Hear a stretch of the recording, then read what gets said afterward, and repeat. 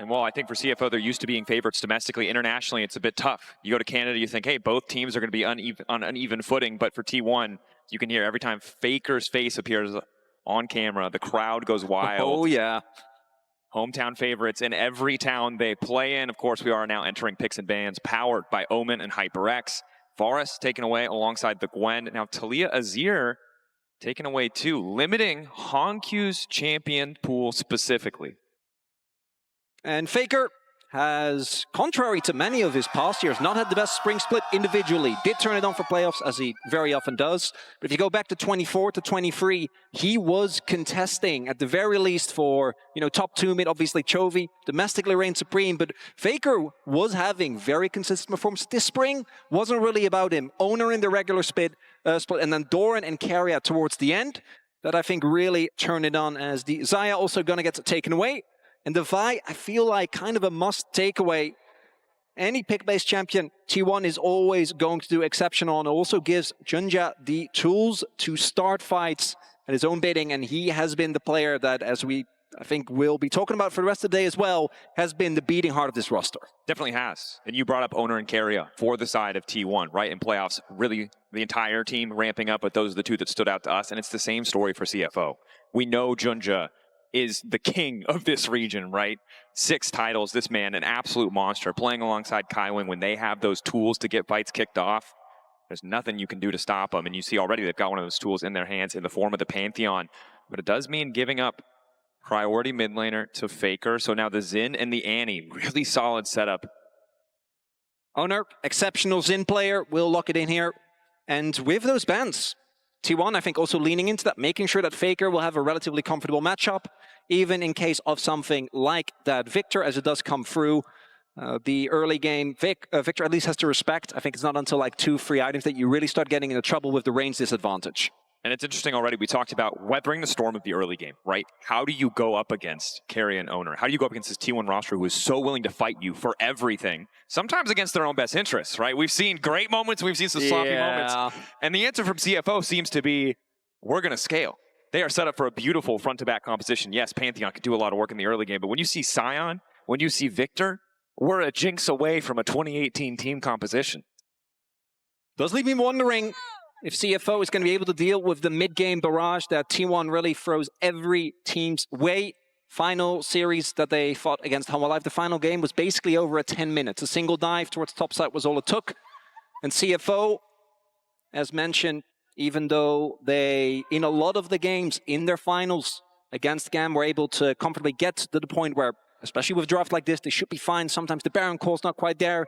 Some flippy decision-making, and against T1, who are notorious for really grabbing Barons that probably don't belong to them, going to be a risk, as we do see the Rel taken away, obviously. No supports picked up yet, unless we see some really weird flexes. And I am fairly certain that T1 is going to be looking to counterpick for Carrion. One of the biggest advantages that this player has is, as was highlighted by the desk, is a collective champion pool. Seems nearly infinite. The question is not, can he play it? The question is, has he played it yet, more often than not? But C, is that has gotten them into trouble once or twice, right? Do they want to go full steam ahead on early game? Yeah. Go for something like the Elise? Or maybe a more conventional option? But clear. Again, no matter where you go, Vancouver loves T1, no surprise. Legendary organization for CFO. Be monumental for them to find a win. It's only game 1. It's a bit of a scaling draft on their side. T1, 1-2 items looking pretty dang powerful. Is it Jin? Yeah, what's the blind here? Jin seems solid with the setup that they have, but you need someone who's going to get to that Scion in later stages of the game. Would be a Guma comp. They're going to instead save a counter pick for Guma. They're going to pick Nico, so by that also making a possible Renata, which I think is one of the few non-engaged sports that Cowens play a little bit harder to actually pull off. Sorry, there's a Krug sign. It's a very well-drawn Krug. The Krug Lord, you know, it's stuck. Look, you get the good with the bad with Thorn, you know? You get the Krugs. It's just Thorn. Well, and we watched that today, right? He died to Krugs and then popped off immediately afterwards. So perhaps it's the source of his power is Ezreal, safe pick, right? You're in the position where you're forced to blind pick. You do get the luxury of counter pick support. But again, one of the downsides of Kaiwing is we haven't seen that depth of his champion pool. So you having counterpick isn't as big of a deal. Probably going to default to more comfortable options. And Braum, again, good in the front to back, but I don't know if I like it. Bard would be a bit bolder. I'd rather see something like that. I think playing the Braum into the Nico is already rough. I also think you need some semblance of early pressure. Leon also very obviously does that job. As the Kai'Sa, it makes sense in the draft, but Corki, I think a little bit more aggression in the lane was something that T1 has generally relied on. The debate here as they flick back and forth between both options. The Kai'Sa, as we get later in the game, very good at locking down or keeping up with that Ezreal, but the Corki much more powerful early on. Will make the most sense for T1, and they're going to go towards that. So the CFO draft, if you load into the Rift on 2 items, absolutely slaps. Incredible. And is that a game mode? Did I miss that?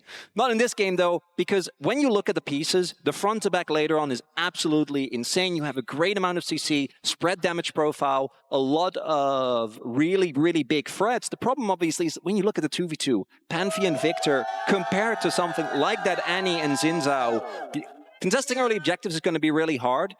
And the reason why I go in so hard on it is because T1 absolutely is not going to give you the time to skill. So you're going to have to fight early. There are some pressure points, right? Junja, maybe they get it with Kaiwing, can get it going early, but they will need to because T1 is going to take the fight to them. Yeah, that early game you brought up, weathering the storm, the story for CFO. We know they can play the map pretty well as we get in later stages of the game, and they certainly have the tools put together in picks and bans, but a tall task. However, the key ingredient we talked about, Kaiwing, Junja, having those tools is present in this draft. But as we've seen in other games across this tournament, if you don't have prio in your lanes, if you can't free up that Leona to roam, it can fall apart very quickly. So eyes on both sides to see who's going to be in form on the day and what level 1 strategies they might bring to bear. Whenever there is a sign involved, I'm going to be looking at the level 1 Dracos. Well, sign said make some noise, Vancouver. More than happy to oblige. We get ready for game 1, CFO. Versus T1, the last of our first round matches. Perhaps a date with Destiny for T1 as BLG stand waiting. First, they're going to have to go through CFO. And it's a quiet game 1. Again, in some of these matchups, we're seeing teams who've already gone through plans, got the jitters out, maybe less afraid to go all in the first few seconds of a game, but CFO and T1, first look we're going to have for them. No latent fates. It looks like maybe a little bit for vision here. So we do have Driver making his way over, but don't really have that much Fred. If there was a Braum involved, maybe as a... Yeah, we got to bring it up again. That's insane. It is insane. This is... there's no one better in the entirety of LCP than Junja. This is a world-class jungler, no doubt in my mind. And normally when you go up against T1, you see Owner on the opposite side, you start to sweat. But I think CFO is still a question as to who will come out on top. You feel a lot better knowing that Junja is the one holding down your early game. He's the man that you have backing you up.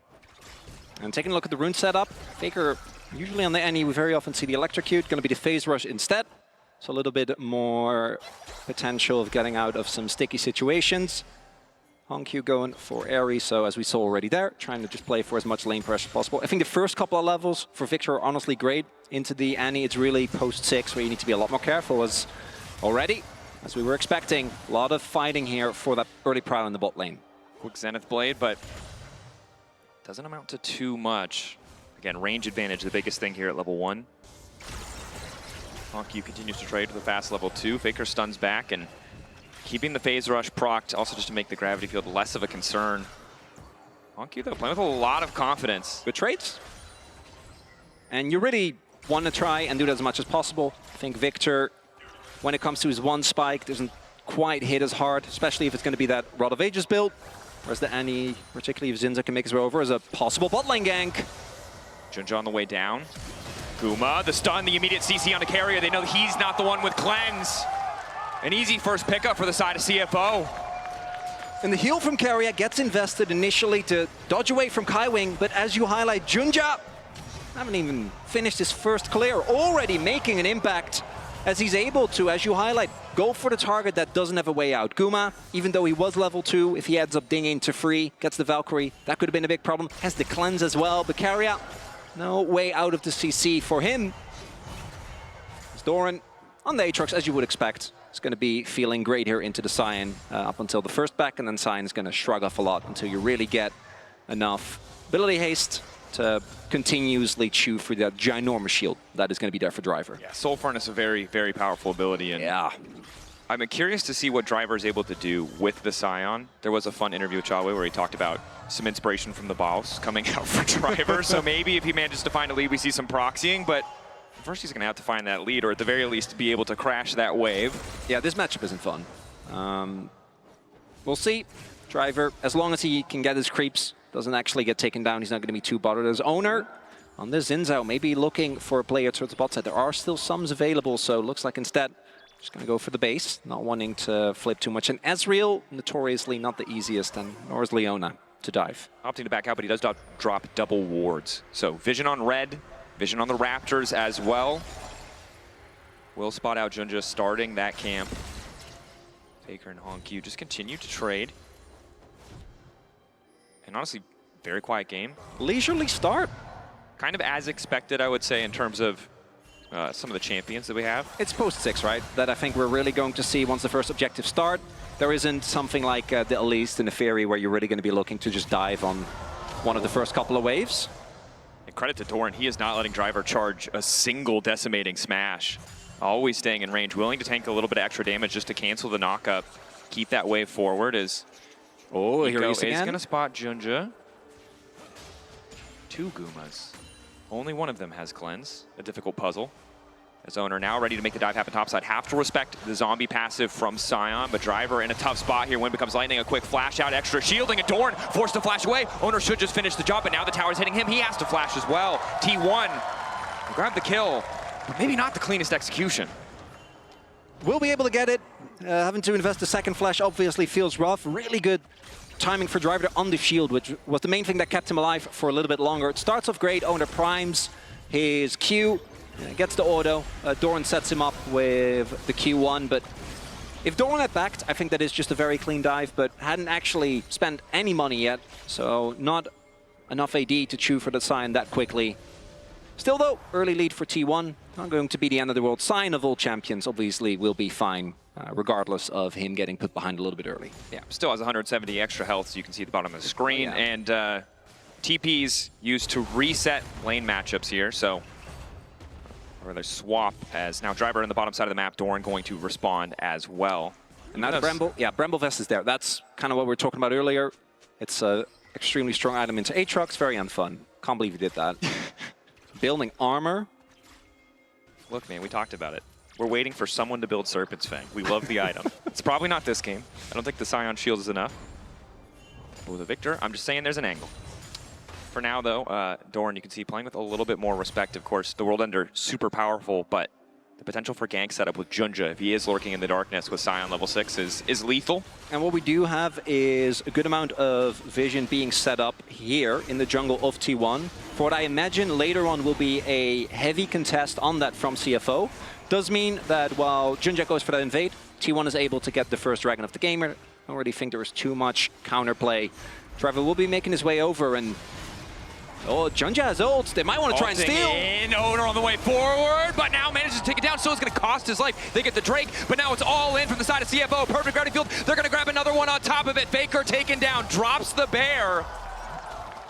But in the blink of an eye, it goes from passive to insane aggression from the side of CFO. And T1, usually the one doling out the aggression, but CFO, with a great rotation, catching them off guard. Blowing up Owner, doesn't have his ultimate available. That means that there is no way for him to stall out this play, and you can see, I don't think they were really expecting to go this crazy. Driver goes in, gets the knock up, and not a lot of counterplay available there. And just giving up Owner for Dragon, not that rough, but the fact that Faker ends up dying as well, it's a really big win here early on, because any early kills that you can get for CFO bring you closer to that promised item break point that we talked about earlier, when you're really starting to see the power of this Sion, this Victor, as well as this Ezreal. Uma Taking a decent chunk here, even without a Sheen completed is now Doran doing what he can to zone driver away. Willing to proxy himself if necessary. The proxer? I mean, look, fire with fire, as it was. And I think for T1, you highlighted it so well, right? If they get that Drake, if they're closer to soul stacking, it puts them in a comfortable position as we go later into this game, but losing those few kills is rough. I like Bramble Vest. Yeah. I don't know if you need to. But more is better, right? That's pretty universal. When it comes to kills, yes. When it comes to flashes blown, as Honkyu does get his blown there by the timely arrival. And even despite some of that control we saw set up earlier, T1, they get one, but CFO not going to let them have more for free. And you know, I'm going to check to make sure that's not a visual bug. Could you just yap for 30 seconds? Because either I have missed a very elaborate math Reddit thread. No, I think it was just a mistake. Okay, looks like he sold it. Pick up the chain vest. He didn't think he'd have that much gold early game. Well, it might also just be you want to get Bramble against Aatrox, right? Sometimes it's just muscle memory. Sure. Will be pivoting away, but something to keep in mind if we do have some very specific breakpoints down the line. Thus far, though, really impressed with the early game that CFO have been able to show. For as good as they were, I think we saw this even in the final game that they played of their playoffs against GAM, where they really mostly relied on just slowing the game down. So seeing them take control early definitely feels good, but there is a lot more skirmishing to be done. And T1 on that one, kind of caught sleeping. We'll see if CFO also has to be careful. He's just going to jet out of the river there. It's fine. Faker needs to catch the wave. Yeah, it'll work out fine as Doggo going to grab a quick flower. Try to get some pressure here in the bottom lane. Earlier we saw on our screen, Driver not quite able to cancel any of those recalls, and the ulti coming out from Doggo wasn't able to do it either. Very close, though, to putting T1 in a difficult position in terms of resets and tempo on the map. Now, however, 1K difference, not the end of the world for the comp that we generally look at as scaling better. Certainly feels like a strong early boon. Doran, though, holding on to his individual advantage at the very least. And he is a player that we have our eyes on. Yeah, always going to. As mentioned, Doran has been consistently one of the top laners within the LCK since he joined Gen G. But unfortunately, it has also been met with equal level of troubles when it comes to the international performance. Do want to highlight, with that early kill, Honkyu, by the way, already starting on that Rod of Ages. I do think where the Victor goes next is going to be a really big factor as to whether he's actually going to be doing damage. We've seen a lot of Victors go for builds that feel like hit a little bit too late as quick heal out. The ult. Pantheon on the way down. Good value, though. The heal for that ulti, for double ultis, does give T1 a window of opportunity to fire back. I think you're pretty happy with that as T1 because Drake spawns in a minute. That's going to give you possible angle. At the very least, it means that Junja won't be able to join or get backline access quite as easy as, oh boy. Junja locked up, burst damage ready to go. Aegis assault, but Faker waits it out before throwing down his cooldowns. It might cost him though. Honkyu, ulti there, but Faker zooming out to safety courtesy of the phase rush. Junja still living for an extra moment. Nice flash over the wall, but Owner ready to follow, as is Kaiwing. Going in for the 2v2. Owner a little bit tankier. Carrier ready to follow up. Jungle supports on both sides. Still standing. Q in. It's not quite enough damage, but the E over the wall. The Ray to finish it, which Carrier is real. The flash one is the right choice as Guma's lower and lower. Fights on multiple fronts. T1 losing so many kills. And CFO, I think not going to be too sad about that. T1 trying to be tricky, but looking a bit sloppy on the re-engage. There felt like they had an exit after they got the summoner out of Junja, but wanted to go for more. Zoning Faker out, denying the reset. Going to slow him down that much more. Faker does have TP, but may be forced to use it to return to lane. Doran, in the meantime, though, is the one where this is paying off, getting those extra plates. As we take another look, this initial play is great, right? Able to do a lot of damage towards Junja, trying to catch him off guard. Makes a lot of sense. But what happens next is Junja gets over the wall. Carrier basically whiffs the ult because of the flash. And then the immediate response from Kaiwing. Owner doesn't actually connect the W and the damage onto Junja. And then when he goes back in, while that was happening, Honkyu took Faker effectively out of the fight. Faker's not able to join. Without the Annie, you're missing so much damage. And while all of that was happening, Doran also made his way over with the TP, which was what allowed Driver in the top lane to get a ton of damage on that turret. And what a reaction. Honestly fair. Junja, well-played fight though, right? Gets Carrier's ulti before flashing over the wall. Really what keeps that so close. As Driver now matched up against Faker, we'll see where they want to send Hongq. Side lane versus Zeus or excuse me, Doran. Wow, big faux pas there. Doran, as they keep this going, is going to be tough. As Doran, sitting on the Thunder Sky right now, has his Merc Treads done as well. On the flip side, we see Driver still fine when it comes to the item finishes. I think that time alone towards the top side, even the Doran got some plates and damage done towards the bottom half of the map's not going to be too set as Doran should be known this is coming. We see the pings come down, but I don't think he can hold there. Junja's in the area, has his ultimate available. I think he uses it. Sundered Sky trying to clear the wave. It's a bit of a desperate game, but World Ender now coming out. Massive damage, but Doran lives for an extra second. Needs one more Sundered Sky proc. Gets the auto! He's still up! The outplay! Doran lives for far too long. Hongq can't get it done. Doran, are you kidding me? That's vintage Cracklord, baby! As Doran somehow lives through that. The patience, the gusto to dive forward. The Sundered Sky procs coming through. His Driver's now caught out. Should be no way out of this one, but the Scion is damn tanky. That's Flash. Flash away. Kaiwing there to cover. But this is a disastrous sequence for CFO, and almost 1,000 gold lead starting to shrink now as the counterpunch is Faker pushing for free on the top side, nearly knocking down that tier 1 tower. And the early game back and forth here. That play, obviously T1 going to be happy with. They got the flash. Faker will be getting the turret here. But do know Doran did mess up on a good amount of CS, because even with the counter kill that he got, the healing from that kill was still ticking, obviously allowing him to stay alive. Hongq was able to then immediately push onto the turret, letting some CS go to waste. As we take another look here, so T1 I think was very aware that this was happening. First Doran tries to clear the wave, not actually able to do so.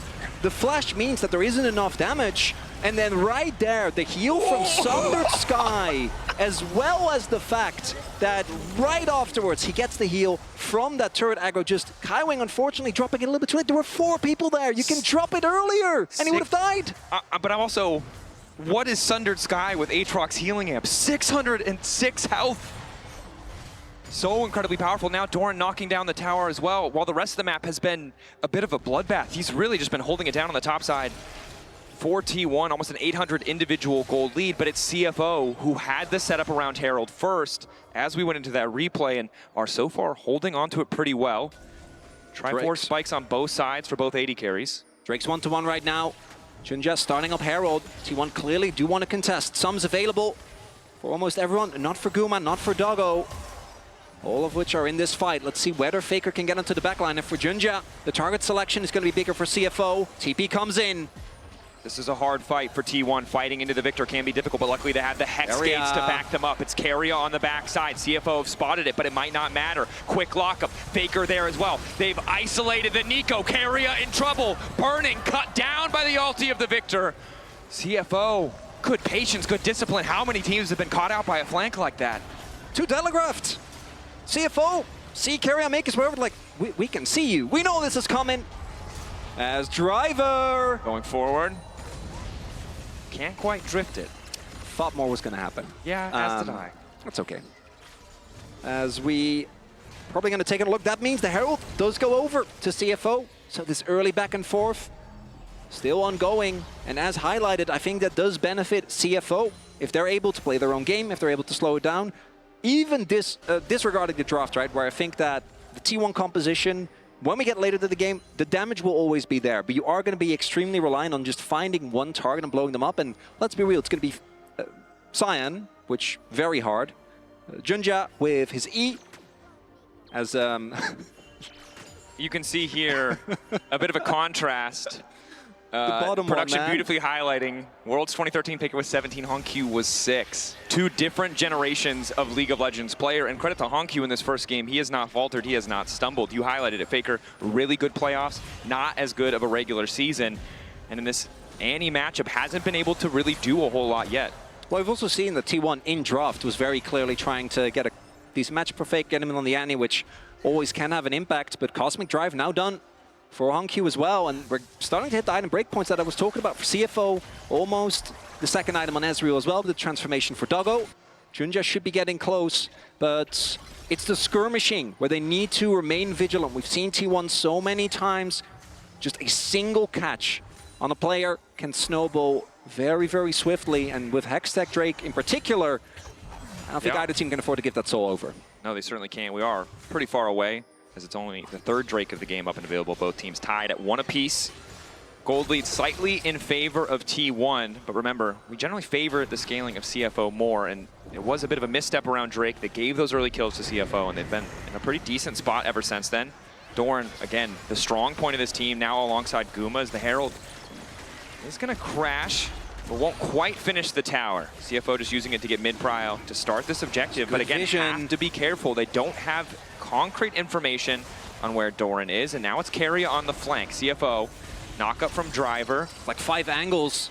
Faker and Guma ready to go. CFO, where are they going to go? They're going to start here. Instant ulti laid down by Hongq. Doran off on the side for now, uncontested, but it's Owner who's in trouble. In the meantime, Kaiwin going in, the fall of damage coming in from Driver. It's Carry on the back line with the 3-man knock-up. So damn patient. And CFO are getting sent packing, retreating back to their side of the rift, but it might not be enough. Junja on the way out. Driver frontlining, trying to buy space for the rest of the team as T1 take the fight. And though the response from Doggo on the Annie play was great, that meant no cooldowns were available for when Carrier went in.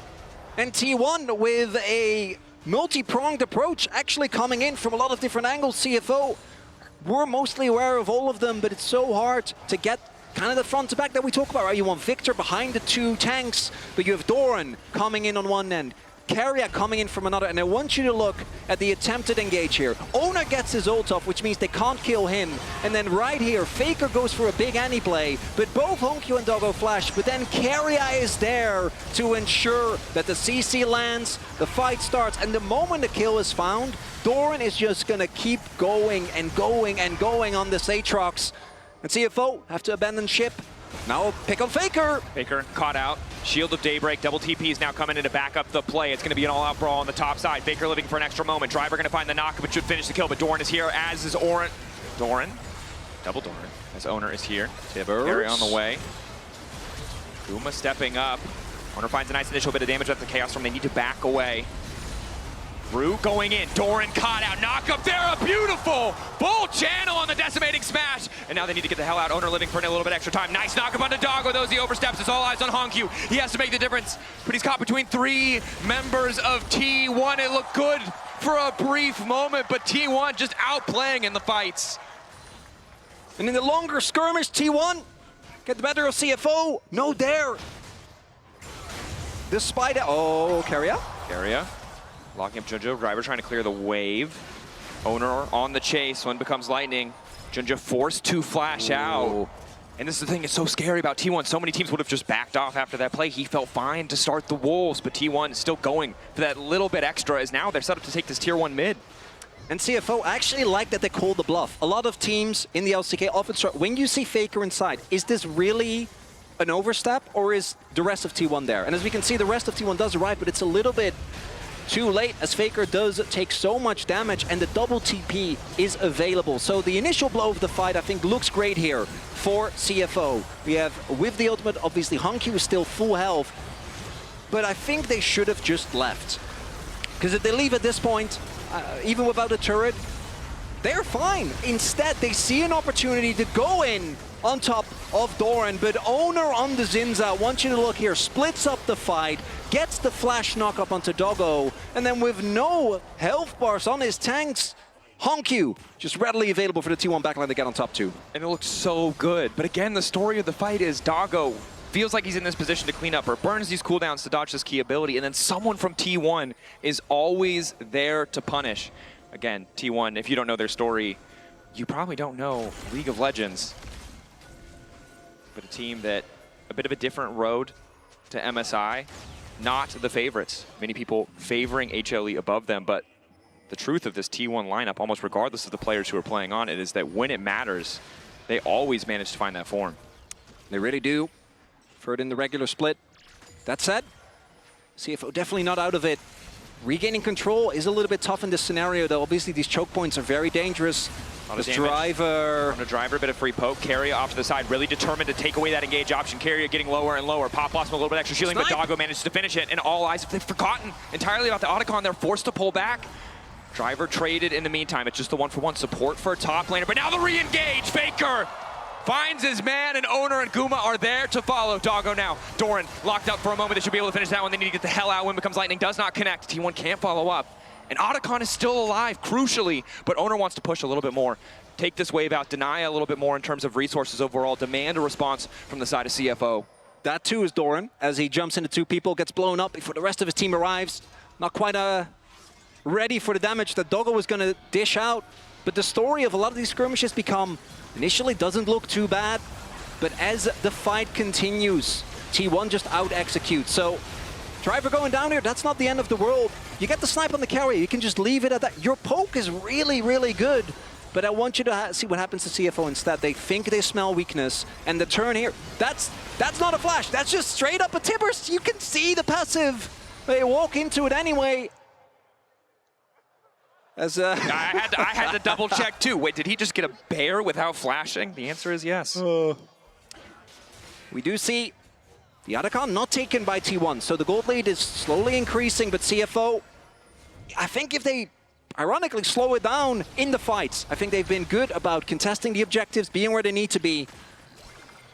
But T1 are, I think, in the also get the best at feigning weakness. Doran in particular, we saw this a lot during the playoffs as well. Like, oh, I have a low health bar. Walking in, walking back. Trying to bait people in is Chunja. I think it's good that you highlighted, although hold that thought just in case a fight does break out. Dragon. Remember, even though Doran is a new addition to this lineup as of this year, the four-man core of this T1 team have played together for so damn long. That level of coordination you really do get to see in the fights where they're so comfortable playing across multiple fronts. Honkyu, though, will break this tower. Doran there to respond and clear the wave. Dragon, the center of attention for both sides. Potential soul point for T1. CFO looking to deny it. Wave pushed in bot side, gonna force a response from Faker. They see him now, gives him a little bit more access to step up. Doran on a deep flank, but he did get spotted. We see the pings go down. I think they want to try and collapse. Doran waiting over the wall. Umbral Dash takes him out. But the wave cleared bot side. Just continuing to poke. Doggo with the red buff, pretty crucial. Honkyu continues to walk up. Owner ready to go in. Junja starting the fight all on his lonesome, but here comes Driver. The real Guma caught out. Pop Awesome to try to save the day, but it's too late. CFO winning the fight so far. Honkyu is so damn strong, and he's just taking over the fight. Doggo here as well. T1 thought they had the angle, but Driver and Junja together are doing work. And the first engage from Junja looks like there's no follow-up. The Zinzao obviously going to be really hard to take down. But Doran already poked, and then Driver comes in. Drives right into the backline of T1 as they get blown up. And now T1's the one you think about when you see these Barons, but it's CFO that's going to be taking the first one in this series. A 25-minute Baron rush in game one, going to CFO, unprecedented. The question on our minds as we entered this series was, can they weather the storm of the early game? And so far the answer is yes, and not only that, able to find these fight angles. It's not just T1 who can fish for the creative fight starts or flanks. CFO matching. So Doran is already out of this fight. Kywin able to slow him down, and then look at this angle right here. Do note Faker isn't here. He actually has to TP in. He was setting up for Otacon. And the rest of the team just caught out without the Annie. There isn't enough damage. A beautifully segmented fight from CFO. Gonna get them the Baron. I imagine gonna get them the Dragon as well, and possibly also Otacon, as now they make their way over into the river. And with this Baron, Rebel Baron power play already at 2.5k gold. I don't know if T1 can contest these objectives. And this is going to be a massive gold shift because there's still tier 1s on the top side. There's still double objectives in the bottom lane, and you can see the start of what felt like an inevitable red tide. T1 on this red side just doing so much work, but CFO fighting back, putting themselves in a good position. Doesn't seem like they want to overcommit to the Otacon. The resist shred still terrifying against a champion like the Annie, but Junja is starting it. Doran waiting in the darkness. Oh, T1. This is the only thing that's a bit precarious. Otacon obviously insanely strong at shredding teams. Hexgate looking for the flank. Immediate retreat coming in for CFO. Driver forced to ult early, and all of CFO are on the way out. T1 retaking control, but I don't think that they can do this either, and they know they just want to stall, right? Just but this is run fine. out this Baron. The thing about CFO being in this position, it makes it easy because T1 don't need to worry about anything else on the map. They don't have a good top wave to play around. No towers are under threat. T1 just keeping them here is taking away all that Baron time. Kaiwing on the ward. On the ward! Kaiwing wants to go extra tanky, but not tanky enough. Kaiwing lives for an extra moment. Now the fight's going to kick off. Pantheon comes down from the sky, but he's caught between Faker and Owner, and they make it look effortless. The Aegis Assault can't block an assault from both sides. And in goes Carrier! CFO had all the tools, all the advantages, and in a blink of an eye, they just disappear. T1, a single moment of weakness. Kaiwing goes down. And that they probably could have gotten away with, but CFO, to their detriment, want to try and salvage the situation as they run with Baron buff, by the way. Could have backed off, just shoved out the waves and denied the opportunity, but instead they go in so deep as Junja goes in alone. Doggo isn't here yet, Driver isn't here yet. And Honkyu trying to help out his teammate already uses his sums, and then Carrier finds the free-man ultimate, but even if he didn't, at that point, I think the fight's already rough, plus the fact that Otacon was right there. And while we're watching the replay, T1 just took 2 towers and Otacon. That brief glimmer of hope, if we can see the gold graph again. A single blip in the entirety of this game where CFO had that big advantage, and now we're right back to 3K in favor of T1. Yeah, there it is. I was going to call for a little tiny blip of blue hope taken away in the blink of an eye. T1, they're just terrifying in those fights. I was waiting for that. That's at CFO, not losing any of their inhibs. Also not losing the Dragon, so no soul point, but obviously you have that to force from those plans, plus the already, I think, strong team fighting from T1 going to be bolstered by the explosion from the Otacon. And for CFO, the biggest story has been the decision-making in these fights.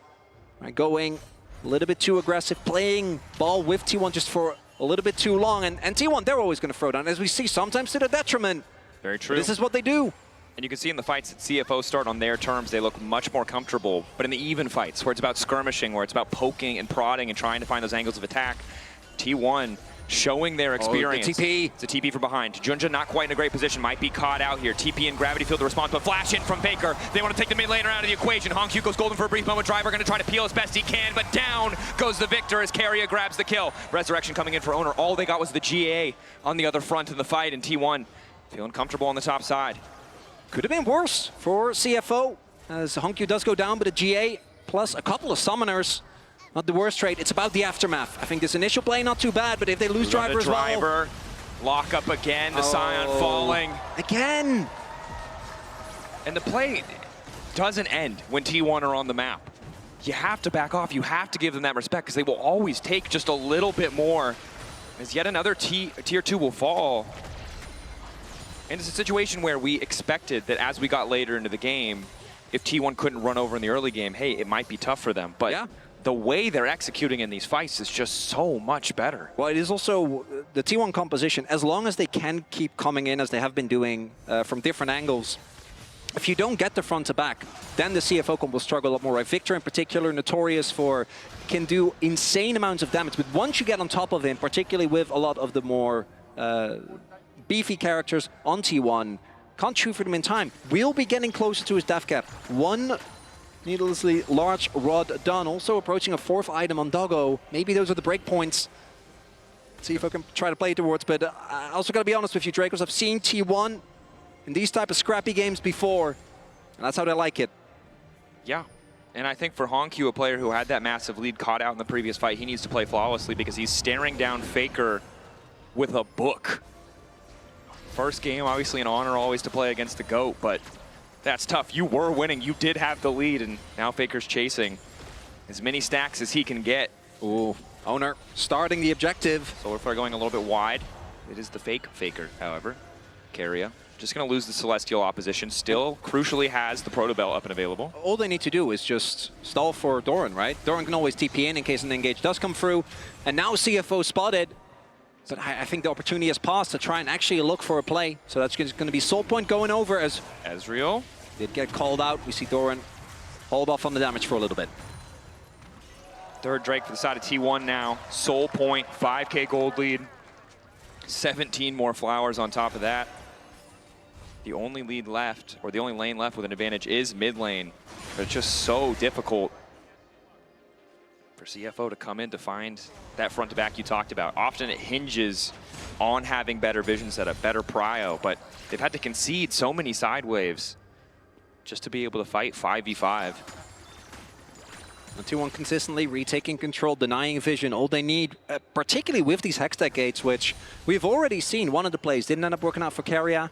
Faker was able to make his exit, but repeatedly, you don't know who's coming over. Can be the Doran on Aatrox, can be Carrier, can be fake Carrier. It's hard to, or rather Carrier faking to someone else. Yep. Could be fake anybody. You highlighted it well. The thing about it is they've done a good job of tracking one player. Faker, Carrier, but both at the same time is so difficult, and if they forget about one, we've seen how quickly a team fight can turn. Doran now also has the death stance done. Look at that Hongq. He is getting close to the death cap. That's such an immense spike. Victor approaching max level as well. The only gold lead that's still there, but he needs to be able to play the game, right? He needs to actually be able to get multiple spell rotations off. The rest of the team needs to keep him safe. It's easier said than done when T1 keep coming in from 15 million different angles at the same time as Baron is up. Both teams gravitating towards that. T1 still steady and controlled around this objective, using the Nico clone as much as they can to face check into those brushes, getting mid prio before they lay down their vision. It looks like reset's coming through, so a moment for CFO to try and get something. Ulti in to cancel. Good vision coverage. They just want to delete the support before the fight even starts. Carrier running for his life. He's going to burn down. Ignite should just take him out. Kaiwing grabbing that one, but Faker's waiting over the wall. The bear dropped, but not on a crucial target. Hongq and Driver not able to get into the fight, but the TP coming in. Doran going to flash to the side. He has to be the difference maker. Immediate ulti out. Doggo for now uncontested as the Tibbers blocks as much damage as possible. Doran isolated on the side, but he's got the attention of two, and Owner's looking to take down Doggo. And Doran might go down, but he did his job. Stall, as one of the most dangerous members on CFO, didn't get to join the fight. And Carrier goes down, but the positioning that CFO put themselves in didn't do them any favors. The damage from Faker was enough, and now Baron started up here for T1. They got Carrier, they got Doran, but it doesn't look like it's enough. Kuma, Owner, Faker still standing strong. Quick stun onto Driver. Gravity Field will lock up Faker for a brief moment. Decimating Smash doesn't connect. Objective going to be soloed out by Owner in a quick retreat as they manage to grab the Baron, and now CFO need to get the hell out. Unstoppable is the Scion, but Hongq is going to be in trouble. Has to flash away as the sun flies through the air. Faker layering the skills beautifully. Tibbers laid down, and down goes Hongq. T1, that might just be it. They're going to be able to get Driver as well. They have the Baron buff. Carrier respawning. Able to find the CC. Driver zoned off. Recalls in the mid lane from Faker. He can TP right back if he needs to. Ulti down mid to try and clear, but in the blink of an eye, no opportunity to scale, no soul in this game. T1 poised to end it here. A brief glimmer of CFO hope, but that's all we got to see. Otherwise, total control from T1, even despite a few fights. He's just unrelenting, Dracos, it's mean! He just wants, he's never gonna get the chance to recall. And now Doran's here to finish the job! His ulti's back up! His ulti's back up! Go, Driver! Doran's just gonna keep chasing. I don't think he can finish channeling a recall. He can't. He just wants to go home, and T1 won't let it happen. It's body bag or no back. The gates! He's gonna do it! Wait, but now he's back on vision. But it doesn't matter because the game is ending! Down comes the Pantheon. Junja involved in the fight, trying to isolate off to the side. Doggo still living, but it does not matter. T1 may have faltered, but they will not drop a game. They find the victory in game one. The back and forth here in this first game between CFO and T1.